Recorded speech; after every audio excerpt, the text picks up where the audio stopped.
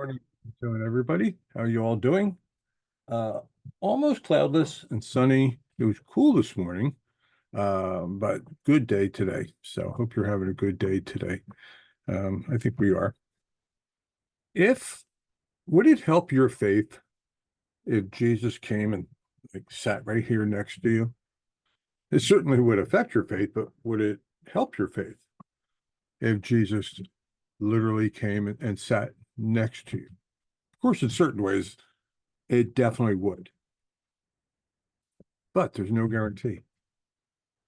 There's no guarantee that Jesus coming and sitting literally next to you might help. We're in a mini series right now, a post Easter series, which seems so long ago now, and so much has happened. Um, this series is called Who. Before Easter, we did a series called Why. Now we're doing a series called Who. And this series on Who is who did Jesus meet with after he rose from the dead? He met with quite a few people, usually individually or in small groups. We only know one time, there might have been more because not everything is recorded in the scriptures, but we only know one time when Jesus met with more than 500 people. But other than that, he just met with people here and there, and it was meant to establish the truthfulness of the story.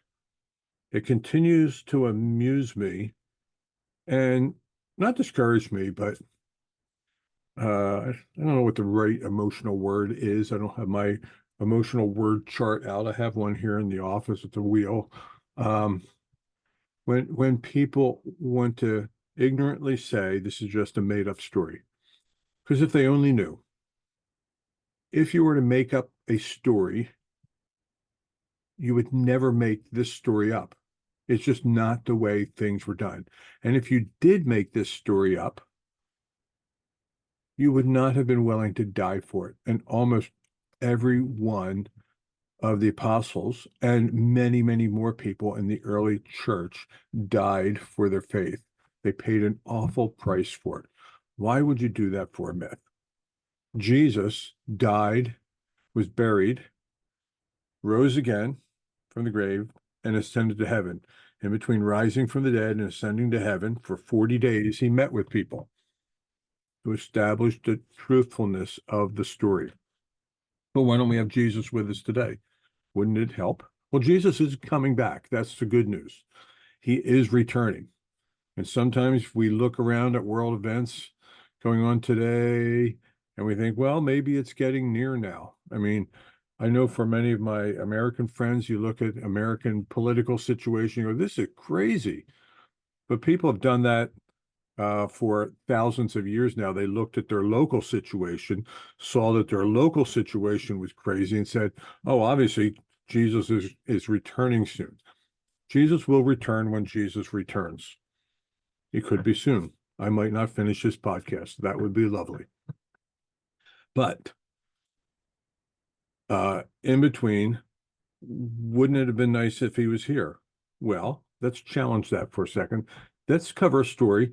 Oh, almost 4 minutes in, and we have a lot of story here today. This is the story of two people walking along from Jerusalem to a town called Emmaus, about 7 miles away. Now, that same day, two of them were going to a village called Emmaus, about 7 miles from Jerusalem. They were talking with each other about everything that had happened, and a lot had happened. As they talked and discussed these two things with each other, Jesus himself came up and walked along with them, but they were kept from recognizing him. Just kind of casually walks up and he's walking alongside of them, and they don't recognize him. Now, we probably all had this experience where you are talking to somebody and then suddenly you realize, oh, I know this person, but maybe at first you didn't. You might think that's what's going on here, but it does say they were kept from recognizing. For whatever reason, God did not reveal it to them. And they're physically looking at him and they're not getting it. What are you talking about? Jesus asked. And they stood still with their faces downcast. And one of them, Cleopas, asked him, are you the only one visiting Jerusalem who does not know the things that happen in these days? Well, what things? He asked. Jesus didn't ask that because he needed to know. He obviously is the one who was crucified, buried, and rose again. He knows all this. He knows the whole story about Jesus of Nazareth. They replied, he was a prophet, powerful in word and deed before God and all the people. The chief priests and our rulers handed him over to be sentenced to death, and they crucified him. And we had hoped that he was the one who was going to redeem Israel. We've talked about this many times, that people had the wrong idea about who Jesus, the Messiah, would be. And as a result, they missed it completely. And what is more, it's the third day since all this took place. In addition, some of our women amazed us. They went to the tomb early this morning, but didn't find the body. Now, they knew the third day was significant. I think they thought he would rise from the dead, so they sort of believed it, but they didn't believe it. So the women went and they didn't find his body, and they came and told us about angels and things, but the women hadn't yet seen Jesus when it was reported. And he said to them, how foolish you are and slow to believe all that the prophets have spoken. Did not the Messiah have to suffer these things, then enter his glory? Beginning with Moses and all the prophets, he explained to them what was said in the scriptures concerning himself. As they approached the village to which they were going, Jesus continued on as if he was going farther.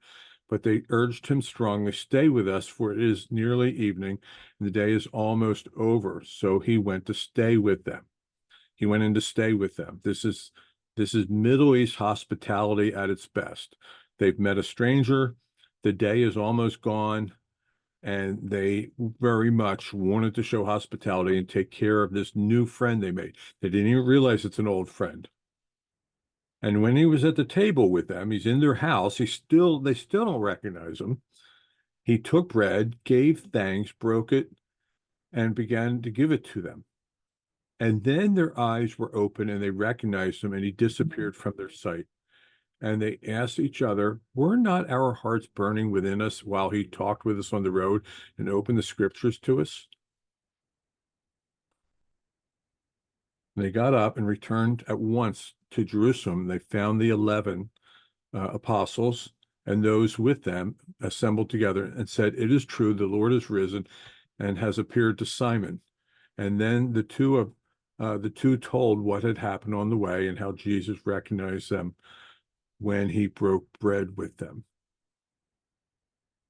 Wow, what an incredible story. Sorry, I kind of had to rush that. A lot of verses. What an incredible story. These two people are literally walking with Jesus along the road. I am not criticizing them. I have said 1,000 times, I am grateful I was not alive during biblical times, because I am exactly the kind of person that God would have written about in the Bible, and then you all would have been preaching about me instead. And what a bad example Scott is. These people are literally walking with Jesus, and they didn't understand. They had the scriptures, they didn't understand. What changed? God opened their eyes. This is the path to spiritual understanding. It always has been. It's the Spirit of God. Maybe I'll start over here. It's the Spirit of God taking the truth of God and opening it up for the child of God to understand. I hope you're in the Word. I hope you're reading this thing. We obviously strongly encourage you to do that. Sometimes it's not going to make sense to you. Maybe most days it doesn't make sense to you. I don't know.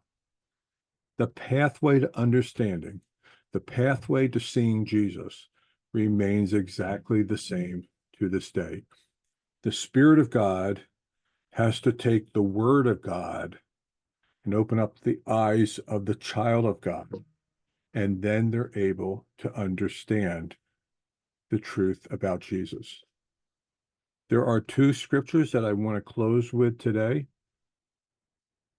In closing, in answering the question, wouldn't it be better if Jesus was just sitting here right next to me?